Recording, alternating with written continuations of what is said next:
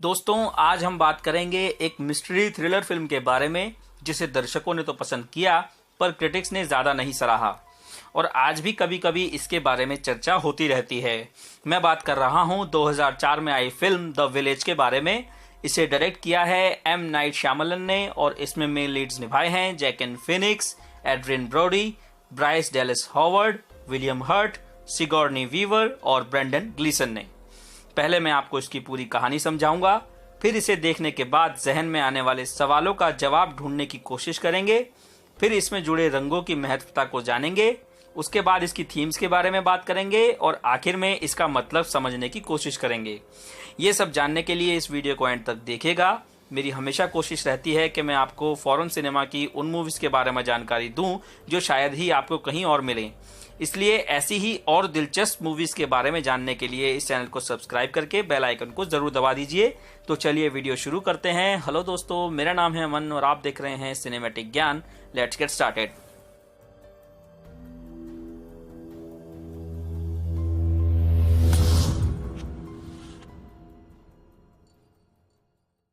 उन्नीसवीं सदी का समय। पेंसिल्वेनिया के छोटे और अलग थलग कोविंगटन विलेज में रहने वाले लोग बेनाम जीवों के डर के साए में जीते हैं जो जंगल को घेरे हुए हैं और उन्होंने तेल से जलने वाली लालटेन का बड़ा सा बैरियर बनाया हुआ है और नजर रखने के लिए टावर्स भी हैं जहां हर समय लोग तैनात रहते हैं। एक 7 साल के बच्चे डैनियल निकोलस के अंतिम संस्कार के बाद लूसियस हंट गांव के बड़े बुजुर्गों से जंगल पार करके पास के टाउन से मेडिकल सप्लाईज लाने की इजाजत मांगता है। हालांकि उसकी इच्छा को खारिज कर दिया जाता है। बाद में उसकी मां एलिस उसे पास के टाउन्स में जाने की इच्छा की वजह से डांटती है क्योंकि गांव वाले वहां को शैतानी बताते हैं। गांव के बड़ों के अपने खुद के कुछ राज हैं और वो फिजिकल मोमेंटोस को काले डब्बों में छिपा कर रखते हैं। ये चीज उस दुख और दर्द की याद दिलाने के लिए है जो उन्होंने टाउन्स छोड़ते वक्त पीछे छोड़ दिए थे।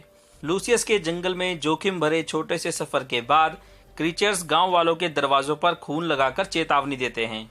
Ivy Elizabeth walker chief Elder Edward walker की बेटी है जो देख नहीं सकती।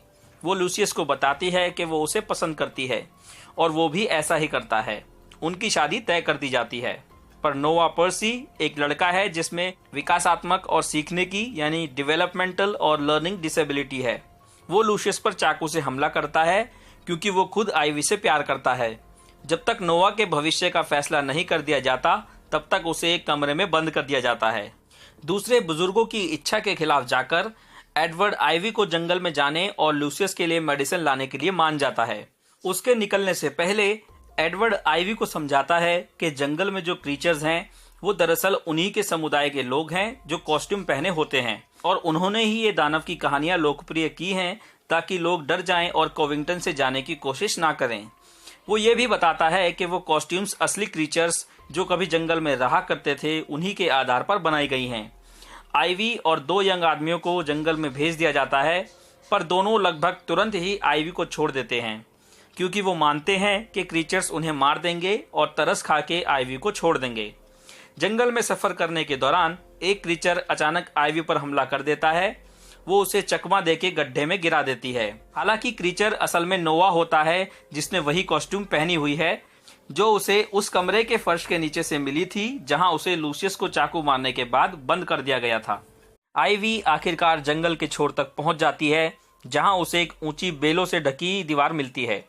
दीवार पार करने के बाद एक पार्क रेंजर केविन आइवी को देख लेता है और उसे ये सुनकर बहुत हैरानी होती है कि वो जंगल से बाहर आई है। वो जंगल दरअसल वॉकर वाइल्ड लाइफ प्रिजर्व है जिसका नाम आइवी के परिवार के ऊपर रखा गया है और ये आधुनिक काल है ना कि 19वीं सदी जैसा कि गांव वालों का कहना है। आइवी मदद मांगती है और केविन को एक लिस्ट देती है जिसमें वो सब मेडिसिन हैं जो उसे चाहिए और पैसों के तौर पर वो उसे एक गोल्डन पॉकेट वॉच भी देती है। इस समय के दौरान ये खुलासा होता है कि असल में गांव को 1970 के दशक के आखिरी सालों में खोजा गया था। एडवर्ड वॉकर जो पेंसिल्वेनिया यूनिवर्सिटी में प्रोफेसर थे अपने पिता के कत्ल के बाद उन लोगों से संपर्क करते हैं जिनसे वो ग्रीफ काउंसलिंग क्लिनिक में मिले थे और उन्होंने उनको अपने साथ आकर एक ऐसी जगह का निर्माण करने को कहा जहां वो खुद को सस्टेन कर पाएं यानी वो बाहरी दुनिया के हर पहलू से सुरक्षित रहेंगे। जब वो मान गए तब कोविंगटन को उस वाइल्ड लाइफ प्रिजर्व के बीचों बीच बनाया गया जिसे एडवर्ड ने खरीदा था। हेड पार्क रेंजर केविन को बताता है कि वॉकर एस्टेट सरकार को पैसा देती है पूरे वाइल्ड लाइफ प्रिजर्व को नो फ्लाई जोन के नीचे रखने के लिए, और रेंजर कॉर्प्स को भी पैसा दिया जाता है ताकि कोई भी बाहर की ताकत वहां खलल पैदा ना कर सके। केविन खुफिया तौर पर अपने रेंजर स्टेशन से मेडिसिन लाता है और आईवी वो सब लेके गांव वापस जाती है। वो इन हालातों के सच से अनजान है। उसकी अनुपस्थिति के दौरान बड़े लोग खुफिया तौर पर अपने काले डब्बे खोलते हैं जिसमें से हर एक में उनकी पिछली बाहरी दुनिया वाली जिंदगी के मेमेंटो मौजूद हैं और उसमें उनके अतीत में झेले गए आघातों से जुड़ी चीजें भी शामिल हैं। सभी बुजुर्ग लूसियस के पलंग के चारों तरफ इकट्ठा होते हैं जब एक शख्स उन्हें जानकारी देता है कि आईवी वापस आ चुकी है और उसने एक दानव को मारा भी है। एडवर्ड नोआ की गम में डूबी मां से कहता है कि उसकी मौत उन्हें बाकी गांव वालों को गुमराह बनाए रखने में मदद करेगी कि जंगल में वाकई कुछ है, और सभी बुजुर्ग गांव में रहना जारी रखने के लिए वोट करते हैं। आईवी अंदर आती है और लूसियस से कहती है कि वो वापस आ चुकी है और फिल्म एंड हो जाती है। सबसे पहले हम उन सवालों की चर्चा करेंगे जो इसे देखने के बाद हमारे जहन में आ सकते हैं। आईवी फेंसिस के उस पार चली जाती है और हमें कुछ अलग ही देखने को मिलता है। द विलेज और उसके बाहर की आधुनिक दुनिया, आखिर ये चक्कर है क्या? We are grateful for the time we have given, यानी हम उसके लिए आभारी हैं जो समय हमें दिया गया है। शुरू में एडवर्ड द्वारा कही गई ये लाइन महज एक श्रद्धांजलि नहीं है बल्कि एक कन्फेशन है। बुजुर्गों ने ऐसा समय और जगह बनाई जो आधुनिक दुनिया से बिल्कुल ही अलग है। 20 साल से कुछ ज्यादा समय पहले जो इस जगह के बुजुर्ग हैं वो शहर में रहा करते थे। उनमें से हर एक के परिवार के सदस्य की हिंसक रूप से मौत हुई और वो सब एक काउंसलिंग सेंटर में अपना दुख का सामना करने के लिए शामिल हुए। वहीं पर एडवर्ड और उसके परिवार को पिता की छोड़ी गई विरासत की मदद से वॉकर प्रिजर्व बनाने का आइडिया आया जो कि बाद में द विलेज का मेन केंद्र बना। उन्होंने शपथ ली कि वो शहर में कभी वापस नहीं जाएंगे, इसलिए उन्होंने उन क्रीचर्स की कहानी को फैलाया ताकि उनके बच्चे बॉर्डर से बाहर जाने का जोखिम ना उठाएं। दूसरा सवाल ये है, मूवी शुरू होती है डैनियल निकोलसन के अंतिम संस्कार से जिसके टोमस्टोन पर लिखा गया था 1897। तो ऐसा क्यों किया गया, इसका क्या महत्व है? तो उन्होंने ऐसा किया अपनी दुनिया को ज्यादा विश्वसनीय और प्रभावशाली बनाने के लिए। एडवर्ड कॉलेज में एक हिस्ट्री का प्रोफेसर था। भले ही उसने समय को 100 साल पीछे कर दिया हो, फिर भी वो बच्चों को ज्ञान देने के लिए इतिहास की किताबों का इस्तेमाल कर सकता है बिना आधुनिक दुनिया की सुविधाओं का जिक्र किए बिना, जैसे कि टेलीविजन। इसमें यह भी एक अहम चीज है कि बुजुर्गों ने अपनी इच्छा से आधुनिक दुनिया को छोड़ने का फैसला लिया था। समय को पीछे करना शायद मानसिक रूप से फायदेमंद था। तीसरा सवाल है, उन्होंने डैनियल को क्यों मरने दिया? क्या उनके पास कभी भी मेडिसिन नहीं थी? ये सब हुआ उनकी शपथ की वजह से। उसकी मौत से लेके आईवी के अंधेपन तक ये ऐसे उदाहरण हैं जो शायद आधुनिक दुनिया में ठीक किए जा सकते हैं, पर उन्होंने इसके लिए अपनी शपथ तोड़ने का फैसला नहीं लिया। आधुनिक दुनिया में इलाज तो है, पर उसी दुनिया में उनके परिवार से किसी न किसी को छीन लिया गया है, और यही कारण है कि वो अपने जीने के पसंदीदा तरीके के पूरे भ्रम को बनाए रखना चाह रहे थे। चौथा सवाल है, डैनियल का शामलन के अखबार में मेंशन बच्चे से कुछ कनेक्शन है या नहीं? तो ऐसा नहीं है। हमें मूवी के शुरू में पता चलता है कि डैनियल किसी बीमारी की वजह से मरा था। लूसियस का बार बार मेडिसिन लाने की इजाज़त लेना इस वजह से था कि ऐसा फिर किसी के साथ ना हो। वो बड़े ही प्रभावशाली रूप से बाहर की दुनिया से पूरी तरह कट चुके हैं। अब अखबार में आई खबर और रेडियो न्यूज़ का उद्देश्य था उनका अपनी दुनिया छोड़ना, नई दुनिया बसाने का कारण हमें समझाना, उस पर विश्वास दिलाना, जो था हिंसक समाज से दूर जाकर एक शांति प्रिय जिंदगी जीना। पांचवा सवाल ये है कि जानवरों की स्किनिंग कौन कर रहा था? आईवी के पूछने पर एडवर्ड कहता तो है कि इसके पीछे किसी बड़े का हाथ हो सकता है, पर मुझे ऐसा नहीं लगता। मुझे लगता है कि वो नोआ था। जब उसके माँ बाप को पता चलता है कि वो रूम से भाग गया है तो उन्हें वहाँ कुछ पंख और फर्श जैसी चीजें भी मिली और उन्हें एहसास हुआ कि क्रीचर की पोशाक भी गायब है। वो समझ जाते हैं कि इसके पीछे नोआ का ही हाथ है। यहाँ तक कि शुरुआती सीन में भी जहाँ वो क्रीचर्स की आवाज़ सुन रहे थे जिसे बुजुर्गों ने बच्चों को डराने के लिए गढ़ा था, उसे उनसे भी ज़्यादा फर्क नहीं पड़ता। शायद उसे पता था कि ये सब ढोंग है और वो इसलिए सब पे हंस रहा था। छठा सवाल उठता है, क्या नोवा ही गांव में सारी डराने वाली हरकतें कर रहा था? तो ऐसा नहीं है। जैसा कि हमने बात की कि कॉस्ट्यूम्स को छिपा कर रखा जाता था और डराने की लगभग सारी वारदातें सोची समझी घटनाएं हुआ करती थीं। पर जब एडवर्ड स्कूल यार्ड के पास पहले स्किन्ड जानवर के पास पहुंचता है, या जब दो लड़के उसकी बेटी की शादी में घुस आते हैं और दावा करते हैं कि उन्होंने क्रीचर को देखा है, हालांकि उसे पता है ये दोनों घटनाएं उनमें से किसी ने नहीं की थी, उसे एहसास हो जाता है कि कोई तो उनका बुरा चाहता है। एलिस हंट को लगता है कि ये शायद कायोटी का काम हो सकता है और वो मानती है कि ये उन्हीं का काम है। पर जब वो दरवाज़ों पर लाल रंग देखती है तब उसे एहसास होता है कि कायोटी का काम नहीं है और इस काम के पीछे नोवा का हाथ हो सकता है। तो ये साफ है कि नोवा ने सब कुछ खुद ही नहीं किया, वहाँ के बुजुर्ग भी ये सब करते थे। एक सवाल और उठता है, क्रीचर गांव में आता है और आइवी लूशियस का इंतजार करती है कि वो उसका हाथ पकड़े, पर नोवा तो उस वक्त आइवी के परिवार के साथ ही था। तो क्रीचर की कॉस्ट्यूम में तब कौन था? वो गांव के बुजुर्ग में से कोई था जो क्रीचर की कॉस्ट्यूम पहने हुए था। ये सब पहले से ही तय था। कुछ लोगों की जिज्ञासा और साहसी होने की वजह से उन्हें ये सब करना पड़ता था। एक और बहुत ही ज़रूरी सवाल है, फिल्म के मुताबिक आइवी कुछ लोगों के तथाकथित कलर देख सकती है, तो क्या वो जानती थी कि जंगल में नोवा ही उसका पीछा कर रहा था?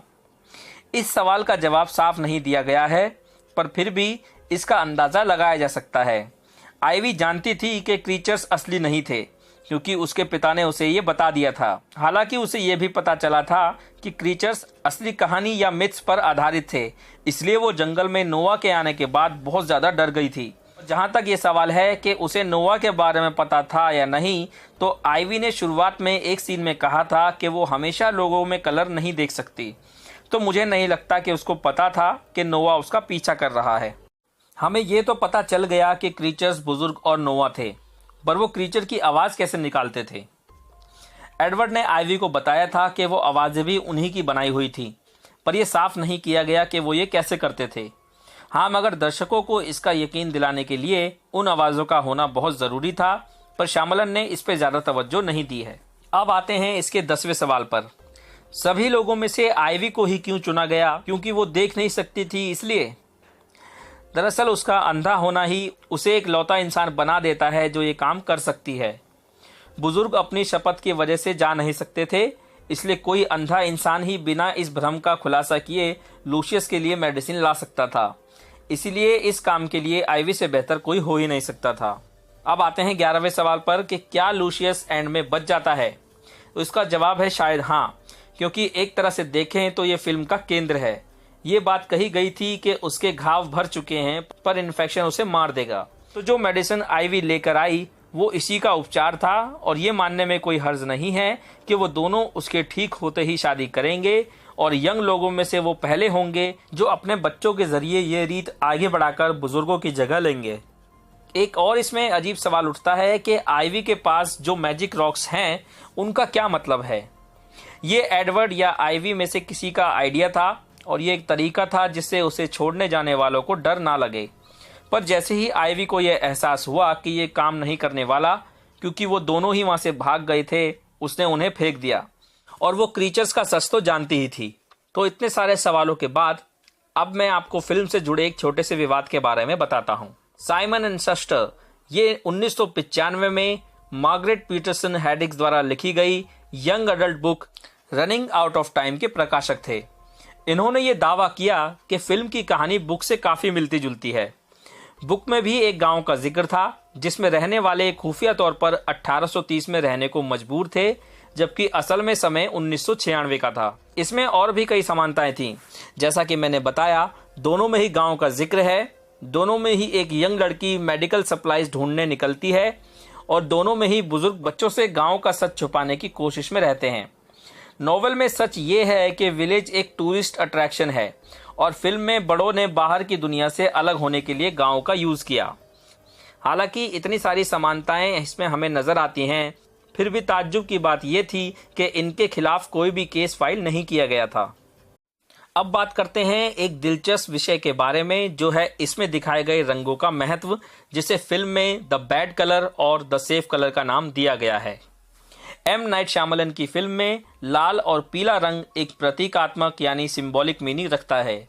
लाल खतरे को दर्शाता है और पीला सुरक्षा को। श्यामलन ने इन रंगों से फिल्म को एक नए मायने दिए हैं। ये दोनों ही रंग काफ़ी ब्राइट हैं और बाकी पूरी फिल्म में फीके रंगों का इस्तेमाल किया गया है, इन दोनों रंगों पर ज़्यादा जोर देने की खातिर। विलेज में जिस क्रीचर से लोग डरते हैं उन्हें कभी कभी those that shall not be named भी कहकर पुकारा जाता है। दर्शक हमेशा उन्हें लाल रंग के रोब्स में ही देखते हैं। इसके अलावा दरवाज़ों पर लगाए गए लाल निशान और एक और मेन जगह इसका इस्तेमाल जहां था वो था लाल बेरी के पौधों में। ऐसा माना जाता है कि वो क्रीचर्स को आकर्षित करते हैं और गांव वालों को बताया गया है कि जब भी उन्हें देखें तो वो उसे दफना दें।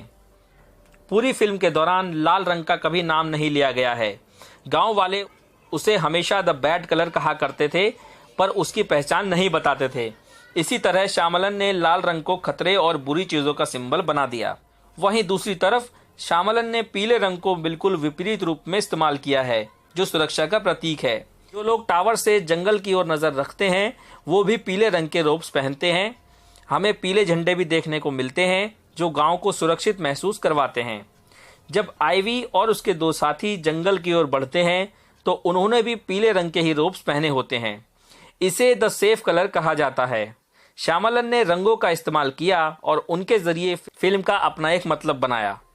उन्होंने इन सिंबल्स को बदलकर एक ऐसा रूप दिया जिसका पालन सभी गांव वाले करते हैं। अब जानते हैं इस फिल्म की थीम्स के बारे में। इसकी पहली थीम है अनजान चीज का डर। द विलेज एक साइकोलॉजिकल थ्रिलर है जो ऐसे लोगों के समुदाय के बारे में है जो उस चीज से डरते हैं जिसे वो समझते नहीं हैं और ये भी नहीं समझते कि वो डर किस चीज से रहे हैं। वास्तव में एक बात तो सच है कि प्रकृति की सीमा को कोई नहीं जानता और हमारे बीच के लोग ही अजनबियों की तुलना में ज़्यादा खतरनाक हो सकते हैं। इसमें एक बात और ध्यान देने वाली है कि हम उन पड़ोसियों से मदद नहीं ले सकते जिनसे हमारा कोई संबंध ही नहीं है। हम डर को नज़रअंदाज नहीं कर सकते।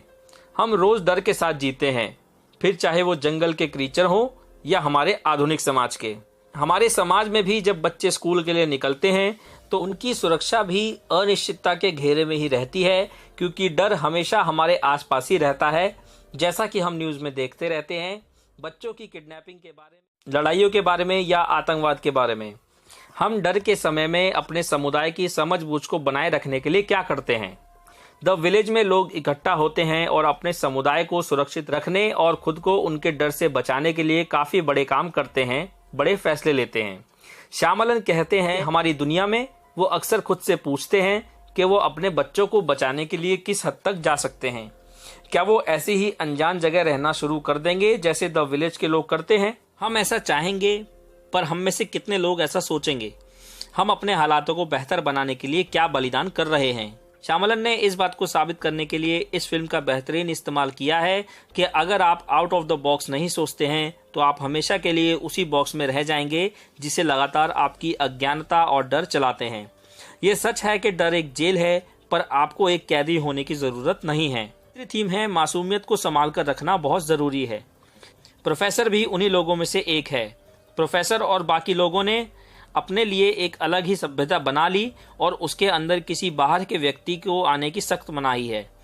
वो ऐसे मूल्यों के आधार वाले समाज में अपने परिवार का पालन पोषण करना चाहते हैं जहां कोई अपराध ना हो, कोई हत्या ना हो और कोई कष्ट ना हो। फिल्म ये संदेश देना चाहती है कि लोगों को मासूमियत और शांति को थोड़ा और बढ़ावा देना चाहिए। उसी मासूमियत और शांति को बनाए रखने के लिए द विलेज को बनाया गया है।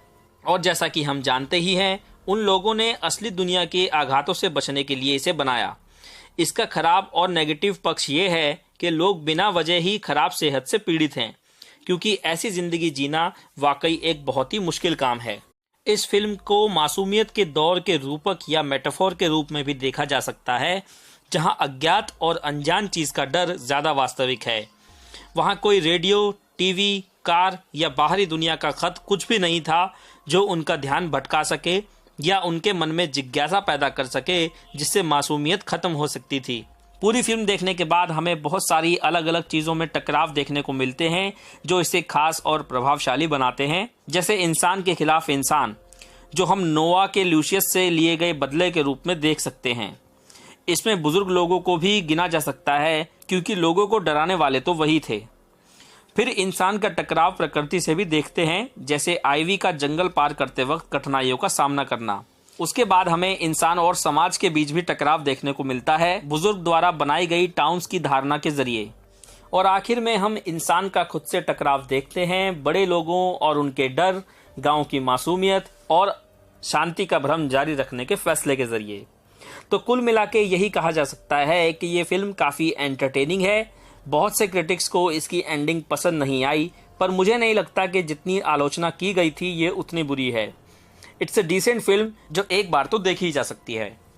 तो दोस्तों, ये था द विलेज का एनालिसिस। आई होप आपको अभी मूवी ज़्यादा बेहतर तरीके से समझ आ गई होगी, और मैं उम्मीद करता हूँ कि आपको ये वीडियो अच्छी लगी होगी। अगर अच्छी लगी है तो इसको लाइक कीजिए। अगर आपके कुछ सवाल हैं तो उन्हें कमेंट सेक्शन में शेयर कीजिए। इस वीडियो को शेयर कीजिए। मैं मिलता हूँ आपसे अगले वीडियो में। Thanks for watching. Bye bye.